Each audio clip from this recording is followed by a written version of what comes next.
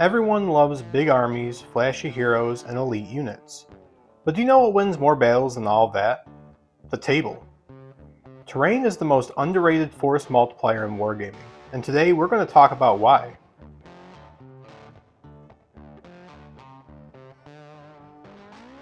When we talk about force multiplier, we're talking about things that can change the outcome of the battle without changing the stats. And terrain can do that better than anything else during your game. Lines of sight, movement, firing lanes, flank access, choke points, terrain dictates all of it. In a lot of battles throughout history, the terrain won the fight before the first arrow ever flew. So first thing we're going to talk about is how terrain dictates deployment. The deployment of your units on the battlefield isn't just where you start the game, it's where you start winning or losing. High ground becomes great artillery platforms. Woods and trees become great ambush opportunities. And open plains become a cavalryman's playground. Take the Battle of Lake Trasimene, Hannibal's famous ambush. The hills, the lake, the narrow road, the Romans walked straight into a kill corridor. That battle was terrain doing the work. Tempo is one of the biggest hidden mechanics in wargaming. If you can convince your enemy that going a certain way might be the best way to reach you, you can control the pace of the game. Making them move through rough ground, climb hills, or cross rivers can be a great way to control the pace and get the enemy doing what you want them to do. Positioning your men near a ridge or a forest can be an instant upgrade. Terrain is free. You just gotta put it on the table and exploit it. We've all been there before. You come to a wargaming table and everything is asymmetrical, completely flat.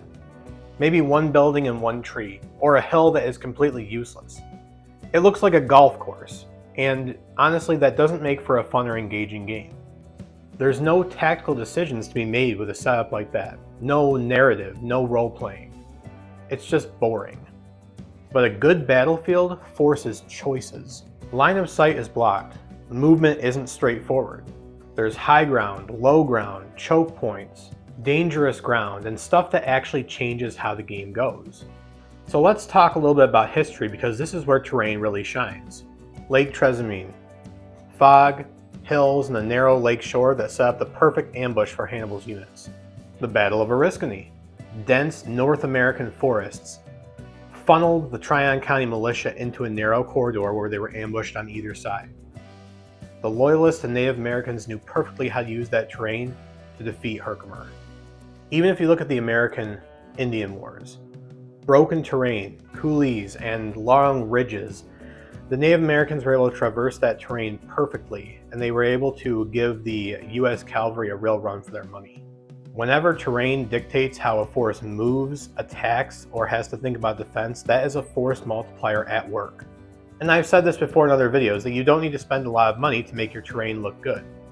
Take this table for example. Everything you see here was scratch built for as cheap as I possibly could.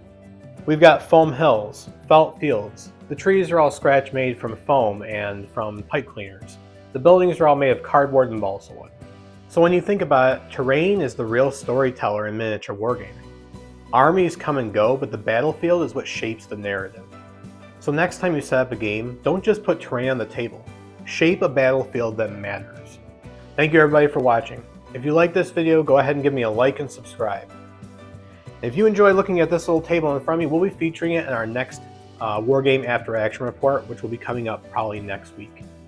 So as always, my name is Sam from Homefront Wargaming. Thank you everybody for watching.